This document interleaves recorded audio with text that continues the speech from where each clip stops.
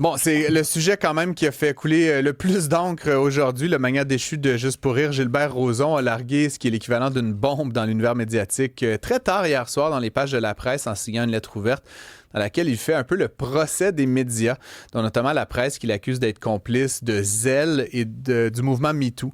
Et il dénonce ce qu'il appelle une abdication du journalisme, rien de moins. Ça rappelle notamment l'enquête du Devoir là, qui avait mené l'affaire Julien Lacroix. Puis un an plus tard, la presse avait élevé une contre-enquête qui montrait que les dénonciatrices avaient subi des pressions des journalistes et qui sentaient que l'histoire leur avait un peu comme échappé à un moment donné. Et bref, tout ça pour dire, ce sont deux affaires là, qui diffèrent assez profondément, mais je voulais en parler avec un expert vraiment sur l'angle médiatique de la chose. Marc-François Bernier est l'auteur de La Cible, contre-enquête sur la maltraitance médiatique qui racontait l'histoire du pédiatre Alain Sirard qui s'est donné la mort après un reportage là, d'enquête à Radio-Canada. Bonjour, M. Bernier. Bonjour. Je rappelle qu'en plus d'être auteur, vous êtes professeur là, à la retraite et chercheur en journalisme. Pour commencer, croyez-vous judicieux d'établir un parallèle, là, comme je viens de le faire, peut-être là, entre l'affaire Sirard, l'affaire Lacroix et l'affaire Rozon? Est-ce qu'on, du point de vue strictement médiatique, le journalistique, est-ce qu'on peut dire qu'on baigne un peu dans ces mêmes eaux, un peu de trouble à cheval entre l'opinion, le militantisme et le journalisme, ou est-ce que je tire un peu l'affaire par les cheveux de mon côté? Ben, c'est difficile. Moi, je connais très bien l'affaire Sérard. J'ai enquêté, j'ai tout lu là, pendant plus d'un an avant d'écrire le livre. Pour l'affaire Ozon, je connais pas beaucoup les faits, sinon ce que les médias en rapportent. Donc, j'ai une connaissance très superficielle, sans vouloir dire de bêtises aux journalistes, aux médias. Mais pour avoir assisté à des procès moi-même quand j'étais journaliste, je sais qu'il y a une différence entre les dizaines, sinon les centaines d'heures qu'on peut passer dans une salle d'audience et le peu d'espace médiatique qu'on a pour en parler. Alors donc, il y a une sorte d'écart entre les deux. L'affaire Julien Lacroix, c'est une autre histoire aussi. Donc, les faits sont jamais les mêmes, mais la critique qu'on peut faire au traitement médiatique de ces choses-là, ce qu'on appelle les procès médiatiques, ben, on peut faire à peu près la même critique, c'est-à-dire est-ce que c'est justifié de traiter ou de cibler des gens? Est-ce que, dans le cas Roson, par exemple, ce sont les tribunaux qui se penchent sur son cas? Dans le cas de Julien Lacroix, ce sont les médias qui se sont penchés sur lui. Il n'a jamais fait face à des accusations, C'est vrai. quelles qu'elles soient. Donc, c'est peut-être ça l'écart, la distinction qu'on a entre les deux. Et dans le cas du docteur Sérard, mais lui, il était vraiment victime d'une mauvaise enquête, mal faite, puis il s'est suicidé quand même. Alors, bon, mais le procès les médias, des fois, font de mauvais procès, hein, faut le savoir. Puis les gens souvent font des mauvais procès aux médias puis aux journalistes aussi. Alors, c'est une histoire de Bien dit. mauvais procès dans bien des cas. Tout à fait. Monsieur Rozon écrit quand même dans son article là, que les journalistes Isabelle Haché et Stéphanie Gramont tentent de faire pencher la balance de la justice en sa défaveur.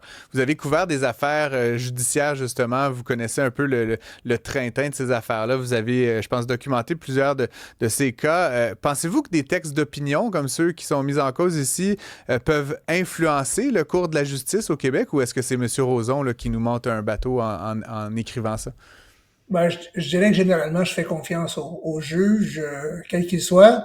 Donc, il exagère peut-être. C'est sûr que les textes journalistiques ou les chroniques ou les éditoriaux qu'il attaque lui-même, c'est sûr que ça vise à influencer l'opinion publique. Mais en principe, les juges sont à l'abri de ces pressions-là des opinions publiques. Au Canada, au Québec, les juges ne sont pas élus. C'est pas comme aux États-Unis où la pression publique peut avoir un impact sur la décision. Moi, je fais confiance aux juges, aux tribunaux, mais c'est vrai que parfois, peut-être que la pression des médias, la pression publique peut sensibiliser davantage un magistrat, un juge à certaines questions, mais de là à le faire changer d'idée, à lui faire poser un jugement qui est mal fondé, j'ai beaucoup de réserves là-dessus, personnellement. Très bien. Dans le procès qui oppose M. Rozon là, aux 9 plaignantes, il y a donc deux versions des faits. On est dans un procès civil. La version la plus crédible l'emportera. Force est d'admettre quand même que chez les journalistes, on a une forte réticence à présenter le point de vue de M. Rozon sous un jour favorable. Puis bon, j'en parlais avec ma conjointe tout à l'heure. Là, je ne rentrerai pas dans les détails, mais on sait que M. Rozon avait une certaine réputation. C'est quand même un personnage médiatique lui-même, hein, faut pas, c'est pas quelqu'un qui vient de nulle part. C'est quand même un peu pour moi intéressant que vous référez dans le livre que vous avez signé, c'était un peu d'une machine médiatique, hein, la machine Radio-Canada. Bon, on appartient nous-mêmes à Québécois, on fait partie, on se parle entre collègues. Je pense pas qu'il y a une intention là, décrétée d'en haut, mais souvent entre collègues, on finit par s'aligner sur certaines choses. Et là, ici, la machine, la presse, comme on pourrait l'appeler, c'est mise en branle pour condamner, donc effectivement, Gilbert Rozon. Et ça devient, ce qui est intéressant pour moi, c'est que ça devient très coûteux pour un journaliste ou un chroniqueur individuel de s'opposer à la machine ou de faire le contrepoint, parce que tout de suite, il se retrouve isolé et même pourfendé sur la place publique. Est-ce que c'est une fatalité, selon vous, que nos empires médiatiques soient à ce point un peu homogènes à leur prise de position sur des enjeux judiciaires? Ben, dépendamment là, du cas Roseau, parce que comme je vous dis, je n'ai pas suivi le Non, mais procès par le traitement médiatique, mais en général, c'est vrai qu'il y a beaucoup, on appelle ça une pudeur journalistique, hein, la pudeur que le journaliste, dans son âme et sa conscience, dans une salle de presse, peut difficilement exprimer une opinion, une chronique ou quoi que ce soit qui est contraire j'allais dire, à la doxa, à l'orthodoxie qui s'est établie dans la salle de presse. C'est difficile, ça prend beaucoup de courage, parfois un peu de témérité pour le faire. Moi, je me souviens toujours du cas de Pierre Follia, qui était chroniqueur à la presse. Lui pouvait se permettre de tenser un peu ou de critiquer ses propres collègues. C'est très rare que ça se fait dans les médias parce que il y a une esprit d'équipe, puis il y a une sorte de loyauté qui se fait, mais en principe, ce qui est difficile à faire à l'intérieur d'un média devrait être compensé par une sorte de pluralité, c'est-à-dire que dans d'autres médias, on a un point de vue critique sur le concurrent sans que ce soit méchant, sans que ce soit de l'hostilité, mais ni complaisance, ni hostile. Et c'est pour ça qu'on veut une pluralité de médias dans nos sociétés, pour que les médias se regardent, se surveillent les uns les autres. Et ça, on voit peu ça au Québec, parce que le milieu est petit. Je dis pas petit au sens moral, mais petit au sens géographique. Il y a quelques centaines de journalistes qui se rencontrent à chaque année au congrès annuel, qui se parlent.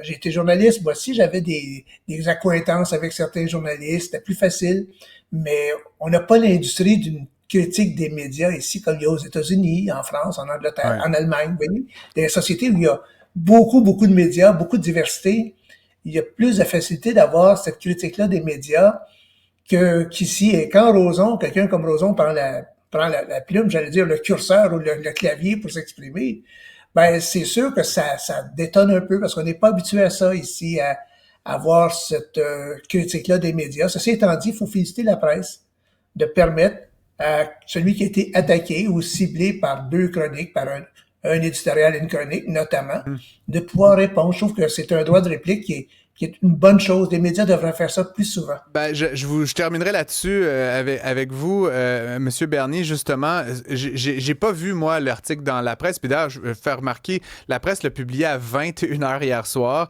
Il apparaît pas sur sa page titre. Quand on cherche Rozon dans une recherche, on trouve pas l'article. C'est comme s'ils l'ont mis presque à regret, là, mais encore une fois, je veux pas faire le procès de la presse. Mais là, ce que j'ai vu, moi, puis la raison pour laquelle je sais que cet article-là a été écrit aujourd'hui, c'est parce que j'ai vu énormément aujourd'hui dans les médias sociaux des gens qui disent qu'en fait, qui voulaient un peu dire à la presse, honte à vous d'avoir fait paraître ce texte, il n'aurait pas dû le faire paraître, cet homme est un criminel, un violeur, là, on peut dire toutes les... et donc essentiellement, que la lettre n'aurait même pas dû être publiée. Je voulais un peu vous entendre là-dessus, vous semblez dire au contraire que ça fait partie d'une hygiène journalistique normale, même souhaitable, mais qu'avez-vous à dire peut-être à ceux et celles qui invoquent que quand on est Gilbert Rozon, on devrait peut-être pas avoir accès aux tribunes que sont la presse et les grands journaux nationaux comme ceux-là? Ben, j'allais leur dire qu'ils devraient avoir plus de tolérance, plus de capacité d'encaisser des choses qu'ils n'aiment pas. Hein? Encaisser le discours de Rozon, par exemple, visiblement, il y a des gens qui sont incapables de le faire, mais ils devraient se doter d'outils cognitifs, intellectuels, dire, voilà, j'aime pas ça, mais je vais lire pareil, je vais peut-être apprendre quelque chose, ça va peut-être nuancer certains aspects, mais de là à vilipender ou attaquer ou à critiquer la presse, puis même des gens vont se désabonner sans doute de la presse plus, ces gens-là se nuisent à eux-mêmes en faisant ça.